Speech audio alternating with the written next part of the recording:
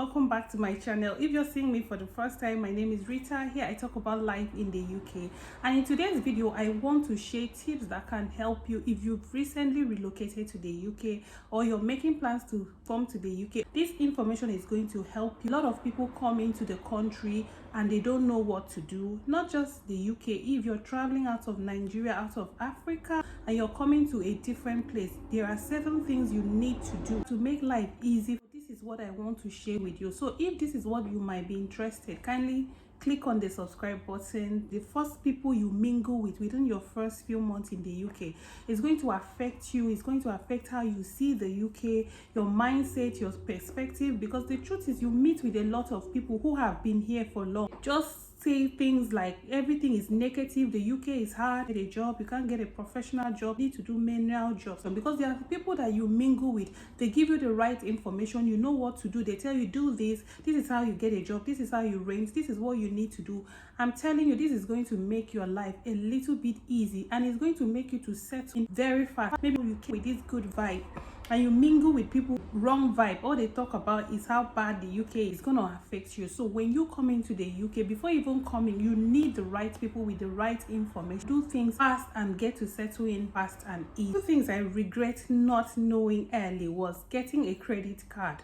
Now, if you're from Nigeria or Africa, we know that we buy things and we pay for it. I didn't even know what was credit card. It took me a long time before I got to know about credit card. Now, this is a card that you use. It's like your debit card, but you apply through your bank. You've gotten a bank account, you can apply for this credit card. This credit card is just like your debit card. If you're using your debit card to pay for things, instead of using this debit card, you can use your credit card to pay for things. For you to be qualified for this credit card, you have to have a steady job. The bank knows that you're going to be able to pay this credit. What this credit card does is that it helps you to build your credit score. In case you want to mortgage, in case you want to take a loan, if you want to live in the UK for a very long time, you need to build your credit score, because if you apply for mortgage, they're going to check all this, how you've been paying your loan. Personally advise that you don't take much when you're just starting out, so that you will be able to pay. Another thing about credit card is that you have to be consistent in paying your credit.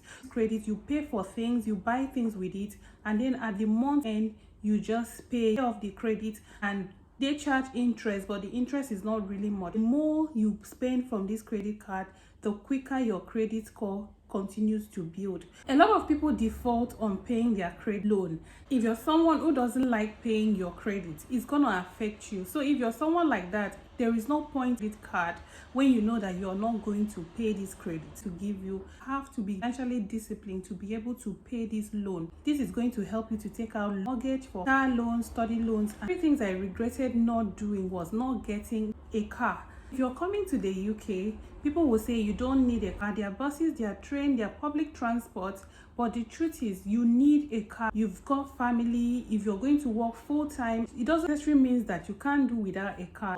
If you're looking to work full-time, if public transport are really expensive, it's like you buying fuel for your car. Prevent you from running to catch buses or train, because most of the time these things get cancelled and they don't stick to the schedule. So imagine if you have a job that you have to go early, you'll be running here. If you're looking to do like domiciliary care, that you move from one place to another, is really going to help you. People don't know that you can use your driving license or international driving license from Nigeria to drive in the UK for a period of 1 year. Then after 1 year, you can now apply for your theory and practical test.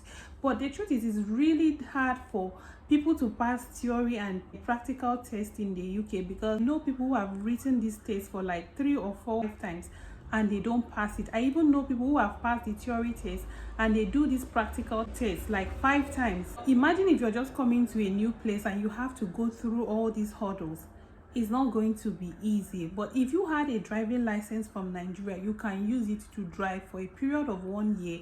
By then you must have settled and get your bearing before you start.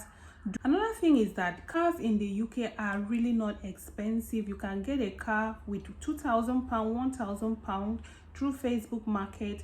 There are other ways you can get a car. Cars in the UK is really not expensive. Manual cars here are really cheaper than the automatics, because a lot of people wants to drive the automatic instead of the manual. You need to learn to drive if you don't know how to drive. Another thing about this driving is that it is really expensive in the UK. Now, if you want to book for 1 hour driving test in the UK, is £37 per hour. So imagine if you're paying that kind of money. Don't forget that you're still struggling to settle in, you're still trying to meet up financially and all that. So imagine spending that much on driving. Whereas if you had learned how to drive from Nigeria, it would have made life easy for you. It's not just for your comfort, it's for you to also use it to get a job. There are a lot of jobs that you will not be able to get if you are not driving. If you're a driver, you stand a higher chance of securing a job than someone who doesn't know how to drive. The UK already, without knowing this, you can also start doing it. Just be dedicated, save for it, and then do it. It's gonna do you a lot of good.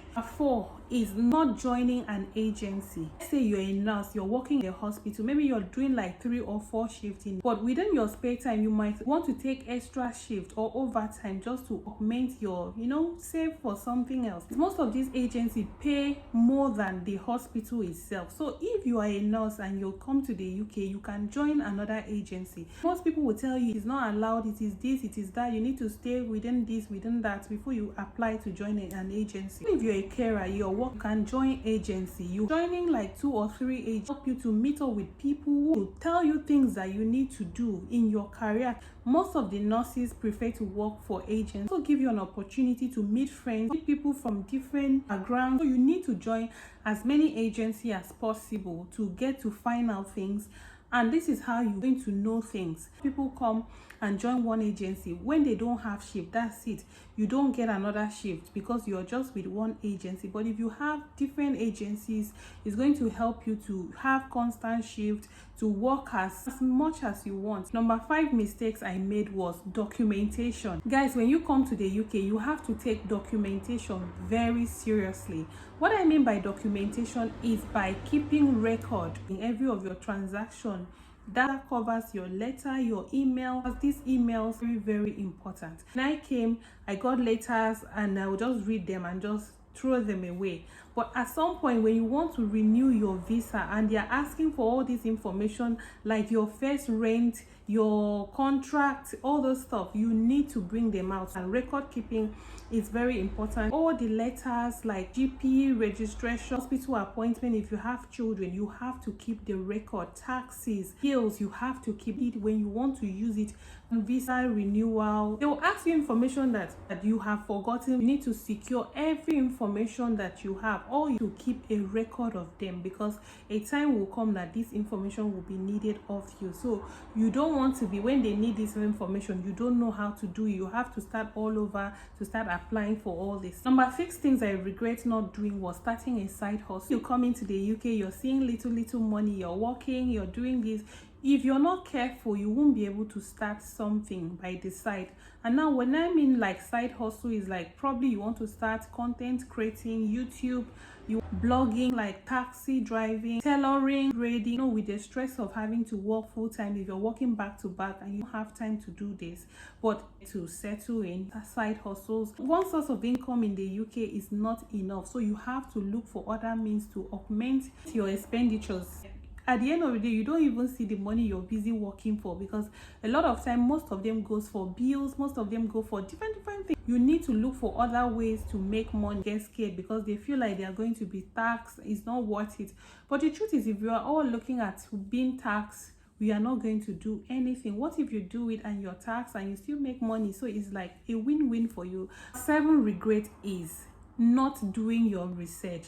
In a country like UK, you don't need to depend on people to do the research for you. You don't need to rely on information being given to you by other people, because a lot of people will give you wrong information. This is a country that whatever you're looking for, internet is your friend. You know that I even stayed in the UK, I didn't know that you can be getting free childcare service, like free daycare for your children, until I had to read and research about it. If you don't do your research, if you're relying on people, you're not going to make headway. There's so many opportunities in this country if you have the right information, guys.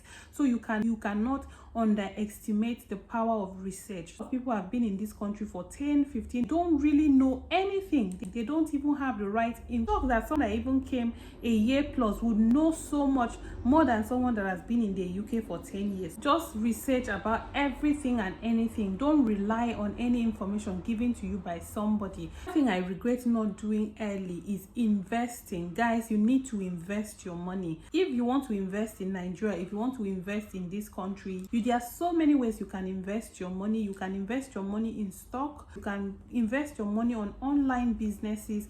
Way you can invest money in the UK and you make good money out to save money in the UK. You might find out that at the end of the day you don't really have enough, but if you save this money, invest the money in property. If you have enough money, you can invest in real estate, buying properties, renting them out. You need to plan for retirement.